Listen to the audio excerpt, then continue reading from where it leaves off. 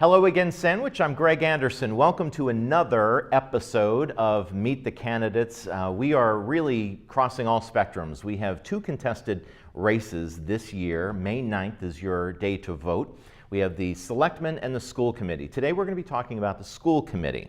In the next 30 minutes, we're going to be exploring one candidate who is seeking your vote.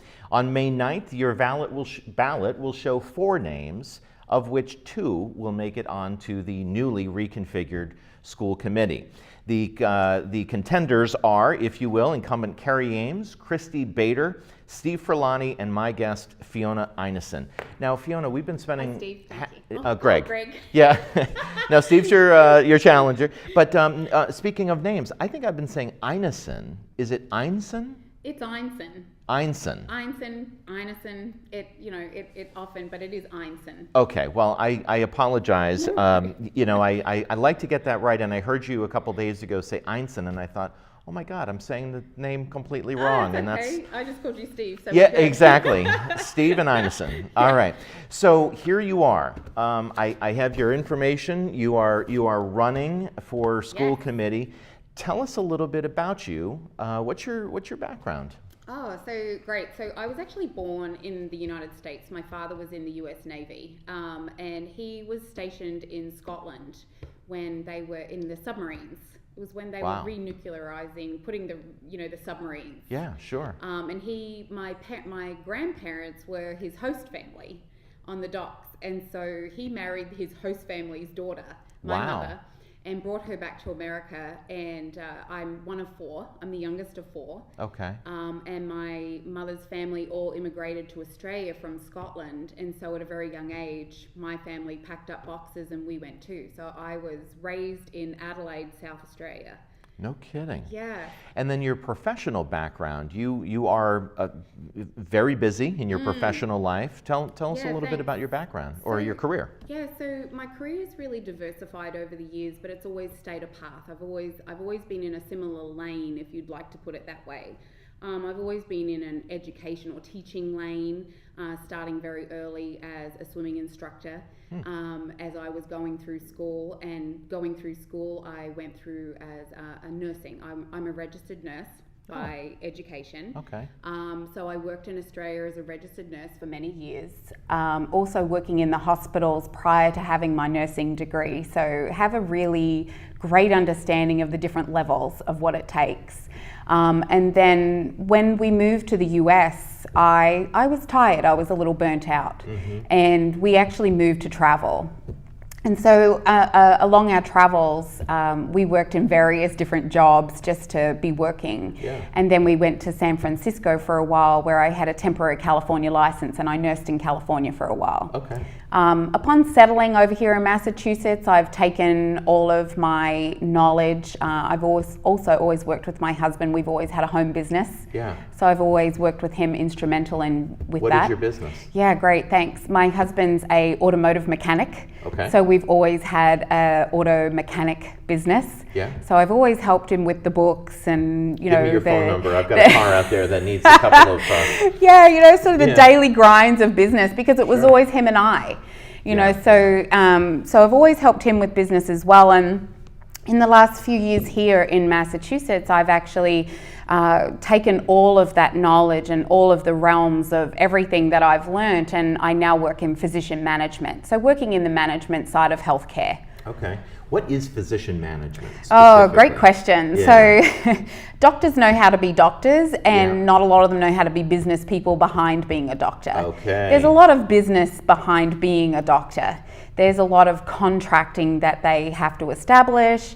There are a lot of financial issues they have to learn how to manage, deal with when they're running their own practice. They've got a lot of billing, just the ins and outs of practice management. And you manage that on their behalf? Manage that on their behalf, start it up for them, teach them how to do it, and then jump in when they get to the overwhelm. Wow. And need a bit of support and help along the way. Good for you. Wow. So you have children. Yes. How many kids? My husband and I have 4 girls together. Okay. My husband actually has 3 children from his previous marriage. So yeah, and his the first Brady wife Bunch actually plus had a one. daughter as well. So there's actually 8 children when you spread it all out. Yeah. And I came into the picture when his youngest daughter was 7. Oh, wow. So I went through family from, you know, being the stepmother side of it, and then my husband and I went on and we had 4 girls together. Wow, good for you. Let me ask you this. You moved to the Cape. So Yes. you've had all of your various locations around the world, in Yes. fact. 2011 you moved to the Cape, and then 2013 you moved to, you bought a house in Sandwich. Correct. How old were your kids then? Oh, you put me on the spot Sorry, here. roughly. No, that's okay. Yeah. I'm like 5 years ago. How old were they? Yeah. So, well, I'll tell you how old they are now because Okay. that's probably easier. So, our eldest she'll be 16 in a month's time. That's Okay. a little scary. Yeah. 14, 12, and 10. Okay. So, you know, what's that? 5, Yeah, 7. so they were They little. were little. So from the perspective of entering into town, it was new to you. Very new. You and your husband made a decision not to put the kids in the Sandwich schools. Can you tell me why? What specifically was the reasoning? Yeah, and this is something that I've been very open with, and I've actually had great discussion with Dr. Gould about in the past. We had travelled for 2 years, so the children I'd homeschooled them, they'd dropped into schools in California. They'd already had a lot of instability, and one of the reasons we decided to stay was, A, we realised how amazing it was here. We'd done a lot of travel. We saw what Sandwich had to offer. Yeah. And B, it was ready for them to get a little bit of stability. We rented a home in Barnstable whilst we were looking and for a permanent home. And they had entered the Barnstable School District. Now, the Sandwich School District at that time was going through a lot of change. The wing school was closed. They were migrating the schools in. We were transitioning superintendents. There was a lot of instability in the Sandwich schools. The girls had a little bit of stability in Barnstable. I wasn't willing to move them into another seemingly very unstable environment. So I wanted to come in and watch. And it actually wasn't a light decision. I spent 5.5 hours a day driving them to the town line to get on the bus because it was 4 schools, 4 buses. Right. You know, so it was a big thing, and it was a big thing for me as a mother too, because something I saw in Barnstable that I knew that they would get in Sandwich when I was ready for them to move in was in Barnstable they were separated. There was 4 different schools. Okay. I knew when the time was right to bring them into Sandwich. Because I wanted them to be together. There's 2 together in the elementary level and there's 2 together in the middle and high school level. Yeah. And I knew that was going to be amazing for them, but it wasn't the right time because it was still a little bit rocky. Okay, so what changed? There must have been a day where what's your husband's name? My husband's name's Rob. Okay, so when you and Rob, when you're sitting at your dining room table and you're saying, now's the time, we're going into the Sandwich schools. Yeah. What changed and what prompted that decision? Yeah, really good question. One of the things that I did immediately moving into Sandwich was really started to immerse myself into the community. I started learning, how does an American community actually function? It's very different to an Australian community. You and I spoke a little bit about this today before. Yeah. And so I started going to town meetings. I would just sit next to people. I sat next to Denise Dever, my first town meeting. What a great person to sit next to. Yeah. You know, she really helped me. Plus you can spot her anywhere in a room with the white hair. I've never met her before. She's the nicest lady, so nice. And I started going to school committee meetings. I started going to Board of Selectmen meetings. I introduced myself to Randy Hunt. I started asking questions. I started learning, how does this town work? What's going on here? I started watching Dr. Gould. I started paying attention. Well, okay, I understand there's a lot of instability in the past. I've got an understanding of what went on, but ultimately that all went on. How are we putting structure in place to move forward? What is she doing? So you were watching the Dr. Canfield to Dr. Gould transition. Yes. There was conflict within the school committee and the superintendent. So was it the post Dr. Gould settling down that brought you to that comfort level? Yeah, there was actually it was actually twofold. So Okay. I was starting to become very comfortable with the structure that Dr. Gould was starting to put in place. I could really see that she was committed to Sandwich, and I could really see that she was really working hard to reforge the community in its new structure and to work with everyone there. I also had a then daughter going into her freshman year who has known from a very young age that she wants to do medicine. And she actually did the investigation work, and she came to me and she said, "Mum, I need to go to Sandwich." And Wow. I was like, "Okay, why?" And she said, "Well, they have what I need. They have the sciences. They have this program." You got a good kid there. She's pretty amazing, actually, Yeah, because by the excellent. time she'd gone into her freshman year, she had mapped out herself to her senior year. Yeah. And I didn't tell you this, but this is a spanner in the work. Right before she started here in her freshman year, she actually got accepted to Sturgis. Oh, really? Yeah, so that was, we spoke about this the other night. Yeah. It was the shiny object in the Sure. room. And the way that we decided to approach that was, well, let's go and investigate and let's go and be educated about the decision. Let's not treat it as a shiny object. Right. Let's go and have a look. It's real life. It's real life, and Yeah. it wasn't right for her. It wasn't going to take her down that medical track. Gotcha. But Sandwich was. Here you are now running for school committee. Yes. Is this your first run for any Yes. type of, how's it going? Great. As with anything, it's a learning experience, and I'm really committed to it. And I think being committed to something means being fluid and being open and just enjoying the ride. Yeah, And I'm really good. enjoying the ride. We have your campaign issues that I want to talk through, but you just mentioned that you had met with Dr. Gould. Yes. How did that meeting go? What did you guys talk about? What are your takeaways from that? Yeah, I really enjoyed my meeting with Dr. Gould. I've spoken with her on other instances, and I'm actually never afraid to speak with anyone, say, "Hey, listen, this is my issue," and I've always found Dr. Gould very respectful and very willing to sit down and have an honest conversation. And it was just the exact same thing when I had made the decision to run for school committee. I reached out to her and asked her if we could have this sit down. And we sat down for a couple of hours and we discussed, we really discussed a lot of cultural issues because there are a lot of cultural differences. And I think that's one way that I can actually bring in a unique perspective, is I experienced education a different way. And I think when you put in action and structure, that comes from a background of experience. Yeah.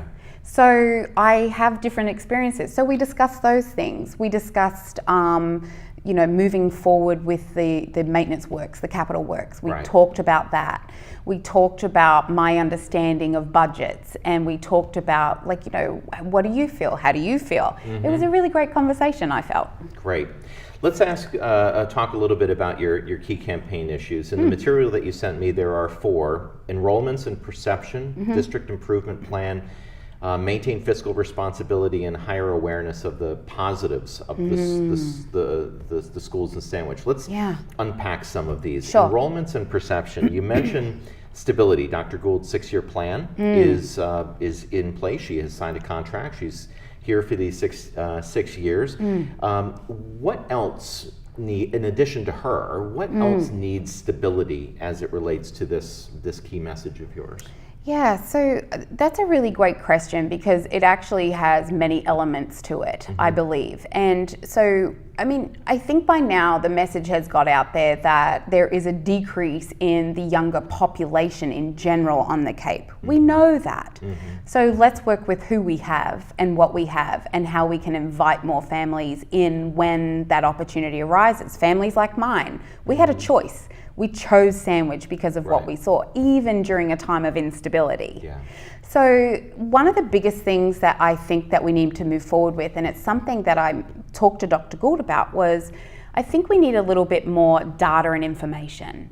I think we need a little bit of a better exit interview process, and we need to gain a bit more data from that exit interview process. So by exit interview, you're talking about parents and students even who are leaving the district. I'm going out of district for whatever reason. It's the exit interview. It's the why. Yeah, and I think you touched on a really important point there, because I think primarily the target should be the student in the exit interview, because the primary place we're losing our kids is from the 8th to the 9th grade, like moving into the high school ages. You know, these kids have already got an idea. A lot of these kids have an idea what they want to do. And I think that they really can provide us with the fruit of the information. Okay, what didn't you find here? Thank you. What did you find here? Thank you. You know, what did we do well? What didn't we do well? Right. Because that information you can then take back, and as you know, Dr. Gould has a structure in place already. She can use that data to compare to her data. Okay, this is where I perceive we're doing well from the admin teacher's perspective. This is where I perceive we're not doing well. How do these two worlds match? Right. Like what our children are telling us, where we're doing well, where we're not doing well. I think that information is growth. You know, we touched on an issue the other day, and one of the questions the other night at the forum was, what are we failing in? What are we giving an F in? What are you getting an F in, right? And, you know, here's my perspective of that, and I touched on it a little bit. Failure is socially seen in a negative perspective, like an F, negative. But if you actually look at it, the fruit of success drives from failure. If you really look at where you're losing out, you can get some amazing information for success. So don't be afraid to go there. Don't be afraid to go there. Yeah. We all fell off a bike when we were learning to ride it. Oh, I never did. I was actually sure. Yeah, no, I was a great bike rider. You're special. Let me move on. District improvement plan. You said in the material that you sent me, we need to acknowledge that we have deferred maintenance for 27 years now. Do you feel that the district is not addressing deferred maintenance? You know, I can't speak historically. I can only go on what I now know to be true in the information from the time that I've been here and from the time that this has been in my purview and on my radar. And when you hear something like maintenance has been deferred for 27 years, like my daughter said to me, what does that mean? And I said, well, it means we didn't replace the windows in our house for 27 years and they're only designed to last for 15. Don't quote me on that because I don't know the actual things. You know, so, well then what happens? Well then you end up with extra problems because you didn't stay on top of the problem.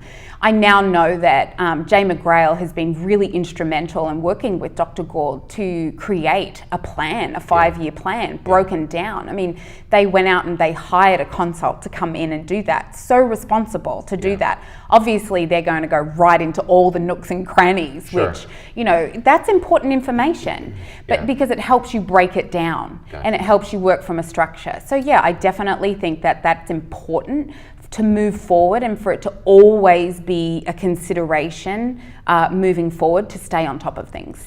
Maintaining fiscal responsibility. Every single one of the candidates running for school committee has talked about fiscal responsibility, and they've got the budgets. So you all have that. So it's important, and that's a good thing.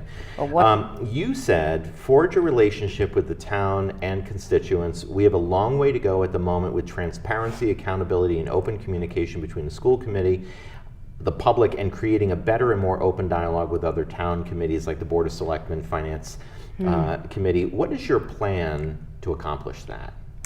My plan is to be me, to be open, honest, to come in, ask the questions. And this is something I actually even said to Dr. Gould. I said, if we're sitting in a school committee meeting and even if I know the answer to that question, I'm going to ask you, because maybe the people out there do not know the answer to that question, and maybe it's something that they're thinking. Because if it's something that came up on our radar and we were thinking about it, then obviously other people, you have to guess that other people are thinking and wanting to know. We see a lot of questions going around, and you and I touched on this morning before our interview. I think, you know, we're in a really interesting time of change. We're in an interesting time where, especially in Sandwich, we have a large senior population and that are largely contributing to the tax base. We all do. We all feel that as a resident of Sandwich. And the people in the town that no longer have children going through the school system, I think it's really important for them to understand create a relatedness. Help them understand exactly what it means nowadays for our kids. The pressures that are on them are incredible if you speak to them, and what it means to be successful. And I don't necessarily mean to go to college. Not everyone has to go to college. But in saying that, there's a real flip side to that. I really think it's responsible for our school committee and our youth to then understand the flip side and have that relatedness with the members of the community and understand their perspective. It's just sharing and understanding where each other's coming from. I said the other night, behind every disagreement is a commitment. And everyone is committed to something. So if you and I had a disagreement, then acknowledge that disagreement, respectfully have a conversation. And conversation is as much about listening to another person as it is speaking with another person. That's why we have 2 ears and 1 mouth. Right. In any new job, Fiona, there is a learning curve. Yes. What's your learning curve when you're sitting on the school committee, a job you've never held before? Super interesting. How do I know what my learning curve is if I've never sat there? Right, no, but I get that. So here's where I come at something like that. Again, one of the things that I have very purposely done is get to know people and understand. So talk with people, ask questions. Say, well, how does this work? Never be afraid to put your hand up and say, oh, I'm not sure. Yeah. I actually don't know. Can you help me out with that? Right. Go into it from a perspective that it's actually okay not to have all the answers. Right. It's okay to ask the questions. There must be some things, for example, I'm just pulling out examples, capital improvements. Sure. Or budgets, they may be a strong suit for one person versus another. Is there anything within what you have observed? You've never been a teacher, for example. So tell me a little bit about where you'd say, I have to better understand that area. Okay, yeah. So now I'm on the same page with you now. Okay. So yeah, exactly. I think that I have never been a teacher inside of a school. So I have a structure and an overview understanding of budgets, line items, how do these things work, how do these things affect you? And I do really have to understand a little bit more of how those bottom numbers affect the teachers in their daily functioning and what it means to them and their abilities to deliver the curriculum to our children. Yeah. So I really think that is something that I'm more than happy to say, it's not a blind spot for me though. So it's something that I already know that I don't know a lot about. So it's already something that I can put some structure in place and say, well, these are the questions I have. Dr. Gould, educate me on this. I talk to my daughter's teachers. And I'll say to them, what does it mean for you? Right. And I had a teacher say to me, they get a $200 a year stipend to buy books every year. Yeah. Their bookshelves are overflowing with books. A lot of them the children don't touch. And I said, well, what else can you use the money for? Yeah. And they said, nothing. It goes back and gets recirculated. And I said, well, what would you want to use the money for? And they said, well, I'd rather be able to buy some science or social studies. So those are the things that... The budget process, you had made a reference to the fact that the process itself needs to be a little bit more transparent, helping people to understand how the decisions are made. Tell me a little bit more about what your perspective is on that. So, and I think this actually circles back to creating a better, a more related relationship with the other committees in town. There's a tri meeting in town at the end of every calendar year. Yeah. So it runs halfway through the fiscal year, and I think it's the Board of Selectmen and the school committee who ultimately have that meeting, and the finance committee's invited along. I think that for starters, that needs to be really well attended by members of the school committee. Because there are things to learn. There are things to learn. The sausage being made. There are things to learn. There are questions to ask. There are times where you really need to stick your hand up and say, I don't know, I don't really understand. Can you explain that to me? Right. So I think that question goes into, and it starts there. And then, it is hard because I have been the only parent sitting at a school committee meeting. I have been one of 2 or 3 sitting at a Board of Selectmen meeting. I go to town meeting every year and I think, I think I'm the youngest person here, but that scares me because what's going to happen in generations to come? Right. So I think that if we really create that connection from the grassroots and really come from that educated sense of community, it does invite more people to come in and listen. Let me ask you about social media. It can be brutal. Yeah, sure. It can be really tough. Yeah. My question to you is, so you're sitting on the school committee, you're making comments and statements, decisions or opinions, and you get ripped on Facebook. Someone is just that's coming happened. after you. How thick is your skin? Yeah, pretty thick. Okay, so your skin has to be pretty thick when you live somewhere where you literally do not sound like anyone else. I don't understand what you're saying. I am tone deaf. No, I mean, and don't get me wrong, there have been instances where I've got caught up in the social media vortex and really been ripped. Yeah. And it hurts. But here's the thing, I think that, and I mentioned the other day, David Sanson's done an amazing job over the last 3 years. And you have to acknowledge that his social media presence has been helpful for a lot of people. And it's very factual. And he never gets involved in any discourse. And I think that that's really important because... So would you do that if you were on the school committee? I would definitely request that we readdress how the school committee is handling social media. Okay. I would definitely make that request because I obviously have to be respectful of the structure that they already have set in place. Yeah. But I would very much make it a request that we really look at how we're handling that. Okay. You have been, and we're close on time, so I want to, this is a big question because I really am intrigued by this. You've been working on a project in the nurse's office. Oh, thanks. I'm so glad you're touching on this. Can you give me less than a minute on kind of what it is that you're doing? Oh my gosh, that's so cruel. Yeah, okay, sorry. That's so cruel. Okay, so we talked about possibilities. So this project's the possibility of abundance and freedom for our children. And we briefly touched on already the stresses and the extra considerations that our kids are faced with nowadays are insane and huge. There are other projects across the USA where we show that if our kids have easy access to products of daily living, or like there's a principal in New Jersey that's put washing machines into the school.